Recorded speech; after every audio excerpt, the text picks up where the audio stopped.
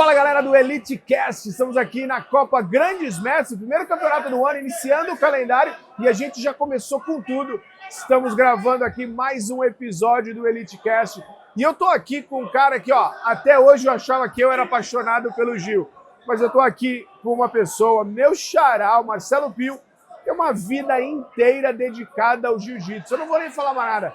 Marcelo, Pio, pode me chamar de Pio. Muito bem-vindo. Você é o Pio, ninguém sabe quem é o Marcelo, mas nós somos xarás. Muito bem-vindo ao EliteCast, é um prazerzaço te ter aqui, você é um exemplo pra gente. Muito obrigado pela oportunidade, tá? Fico muito feliz de poder aqui conversar um pouquinho com você e contar um pouquinho da minha história também. Estou à disposição. Tenho certeza que essa história vai pegar muita gente aí, porque você é um exemplo, assim, basicamente literal, de uma vida inteira dedicada ao jiu-jitsu, né? Sim. Você se considera um obcecado pelo jiu-jitsu? Me considero um apaixonado pelo jiu-jitsu. Apaixonado, não é uma obsessão, uma paixão. É, uma paixão. E porque meus amigos são do jiu-jitsu, meu esporte é o jiu-jitsu, meu lazer é o jiu-jitsu, minha profissão é o jiu-jitsu. Então, quando eu estou cansado, eu vou passear, vou fazer jiu-jitsu. Quando eu estou estressado, eu vou fazer jiu-jitsu. Aí tem que trabalhar, vou pro jiu-jitsu. É uma paixão que dura aí uma vida inteira. Dura algumas décadas. Eu já citei isso algumas vezes, mas eu queria que você contasse brevemente pra gente essas algumas décadas, como se deu o início do teu jiu-jitsu, a prática, por que você começou? Conta um pouquinho pra gente. Bom, eu comecei no início dos anos 90 com o professor Aloysio Costa Filho, que era aluno do mestre Pedro Emetério.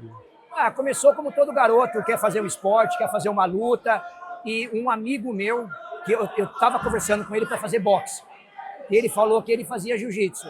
Eu nunca tinha ouvido falar. E ele falou para mim, é muito legal, quer ir lá comigo? Eu falei, vou. Desse dia em diante eu nunca mais parei. Ele parou, eu não. Você não. O mosquitinho do jiu-jitsu te picou. Ele pegou e me levou, ficou mais um tempinho lá e saiu. Pena que eu não tenho mais contato com ele, mas ele foi um grande amigo meu. E ele me levou para o jiu-jitsu no início dos anos 90, como eu falei com o professor Aloysio Costa Filho. Tá certo, tá certo. E isso foi começo dos anos 90? Isso. Quanto tempo você demorou para pegar a faixa preta? Eu peguei no final dos anos 90, e assim, infelizmente, o Aloysio faleceu num acidente de carro em meados dos anos 90.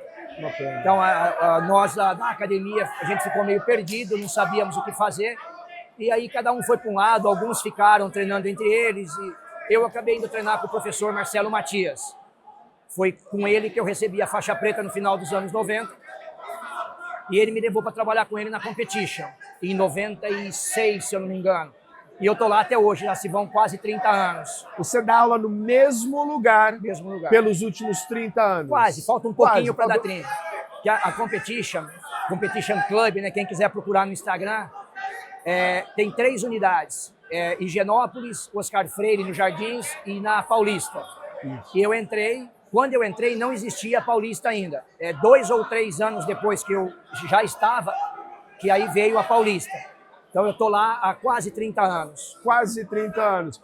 Eu imagino que você já está passando, ou talvez já tenha passado para a segunda geração de alunos. Sim, então. acontece. Você tem exemplos de alunos que são teus alunos, já estão trazendo os filhos? Sim, sim. Não são poucos. O foco da minha academia, nós não somos uma academia profissional. O único profissional da academia sou eu, que eu vivo do jiu-jitsu.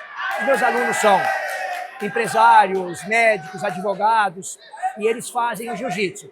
A gente costuma falar que fazemos um hobby bem sério, o pessoal treina muito sério, e esse pessoal que começou comigo com 10, 11 anos, hoje está levando os filhos. Hoje eles são faixa preta, competem ainda, e já estão levando os filhos. Até tem um garoto que ele ia lutar, mas não teve luta, né? Ele estava sozinho na chave. O pai dele é competidor e ele está estreando hoje, entre aspas, né? Ele está estreando hoje, é o primeiro campeonato dele. Então é a segunda geração que treina, já está começando a competir.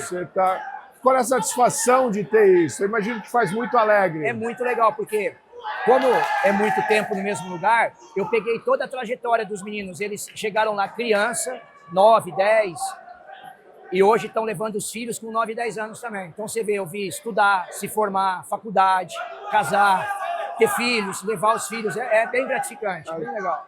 Aí acompanhando e sendo parte da jornada de pai e filho. Porque eu acho que em todas as academias acaba virando uma família, né? Todo isso é meio é a cultura do jiu-jitsu, né? Acaba verdade. virando mais do que um esporte, é meio que um lifestyle, né? Um estilo de vida mesmo.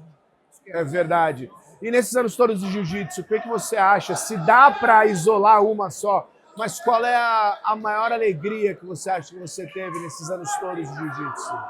Poxa, eu acho que a chegada da faixa preta, porque quando você recebe a faixa preta, muitos caminhos se abrem, né? Aí eu pude realmente fazer com que o jiu-jitsu virasse minha profissão. E eu sou uma pessoa assim muito realizada profissionalmente, eu gosto muito da onde eu trabalho. Não precisei sair do Brasil como muitos saíram. Teve uma época até que eu tive alguns convites e fiquei meio que um pé lá e um pé cá. Quando o Aloysio morreu, eu fiquei meio vou, não vou, e só que aí acabei optando por ficar. E eu acho que eu fiz a escolha certa. Eu sou muito, muito realizado no meu trabalho mesmo. Então a chegada da faixa preta, ela acabou abrindo esse caminho. E depois, títulos, competições, ver os alunos competindo. Eu acho que é meio que um combo, né? E a faixa preta que trouxe tudo isso. Que trouxe tudo isso. Não foi um momento ali, um divisor de águas. Divisor de águas, exato. E você viveu um jiu-jitsu que era muito diferente do jiu-jitsu de hoje em dia. Muito. O chamado old school, talvez. Você considera que essas diferenças, jiu-jitsu daquela época dos anos 90, a gente deve deixar tudo para trás ou tem elementos daquela época que são valiosos para nós hoje? Não, lições, pelo elementos? contrário, eu acho que a gente tem que fortalecer as bases nesse jiu-jitsu old school. Com certeza, sempre teve gente muito boa, inclusive que veio antes de mim.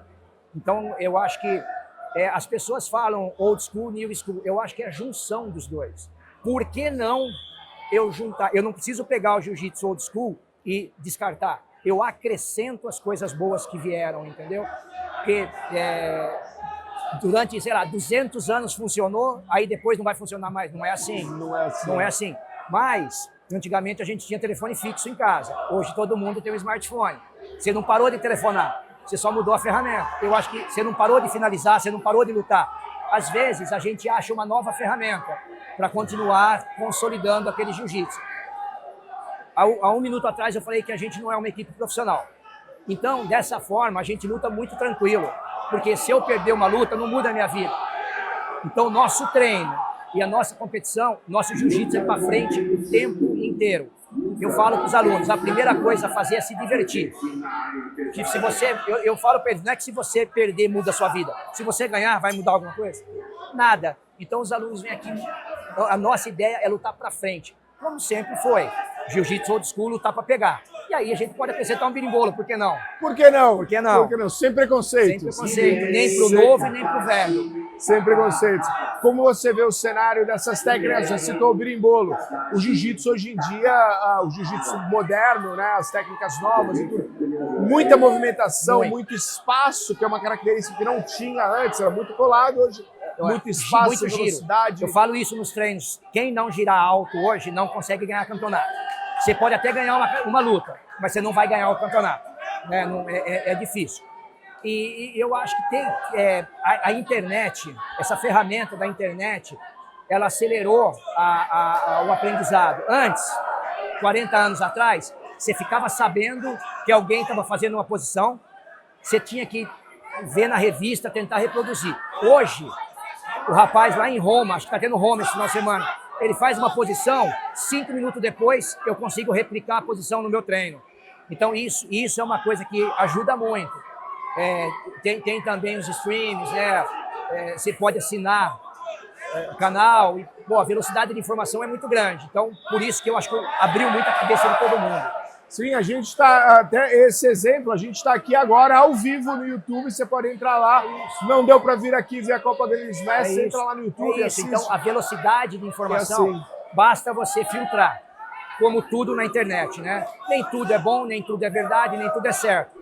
Mas se você for nos canais certos, procurar os lugares certos, não tem como dar errado. Não tem como dar errado. Excelente informação. Professor, a gente podia conversar aqui a tarde toda, eu sei que você tem alunos aí também. Eu gostaria de encerrar nossa participação por hoje, mas eu gostaria... Eu posso só fazer um comentário? Eu ia pedir para você fazer isso. Que assim, Eu sou muito grato à Federação Paulista por tudo que eles fazem pela gente. E quando a gente fala de Federação Paulista, não tem como é Mestre Otávio, né? O grande Mestre Otávio. Ele fez do jiu-jitsu dos anos 90, que vinha aqui, só saía briga, discussão. Ele fez o esporte se tornar profissional. Muita gente aqui, eu acredito, que vive do jiu-jitsu, dando aula ou competindo. E assim, eu sou muito grato porque estar vinculado à Federação Paulista durante todos esses anos fez com que o meu caminho fosse mais fácil e muito mais firme, muito mais concreto. Quando tinha a numeração, era a numeração de chegada, o meu registro foi 073. Então eu sou bem da... Depois mudou, agora é QR Code e tal, mas teve 72 antes que eu só. Então eu sempre pavimentei meu caminho junto com a federação. Eu acho que foi assim, uma das melhores, se não a melhor coisa que aconteceu para o jiu-jitsu de São Paulo. Vocês cresceram juntos. Pô, é inacreditável assim como melhorou, tudo como melhorou. Hoje eu vivo do jiu-jitsu, vivo com muita tranquilidade, com muita dignidade e só dou aula de jiu-jitsu. A Federação Paulista definitivamente é parte da sua história, sim, mas você é parte da história da federação também. Eu tenho faculdade, eu te falei, só que eu não exerço a minha profissão. Eu sou educador físico e sou nutricionista e pós-graduado em nutrição. Eu uso tudo isso para o jiu-jitsu. Eu não tenho, por exemplo, eu não dou aula de educação física, não atendo no consultório de nutrição. Eu fiz tudo para fortalecer o jiu-jitsu. Então eu vivo 100% no meu dia do jiu-jitsu. E veio de uma época onde isso não era comum, não era nem existente, na verdade. Ou então quem andava desse jeito passava aperto. Passava aperto. Você fez uma vida aqui no Brasil, como você falou, não precisou sair, mas investiu na carreira, investiu na sua educação, sim, sim. Não parou, continuou determinado. Recebi bons conselhos, eu tive bons conselhos nas horas corretas, nas horas certas. É importantíssimo isso aí, galera. Tive boas pessoas que me orientavam, uma delas o Mestre Otávio, mas tive outras também que me orientavam e tive muito apoio da minha esposa. Então, eu acho que eu tive alguns anjos na minha vida que também me encaminharam para que tudo isso acontecesse.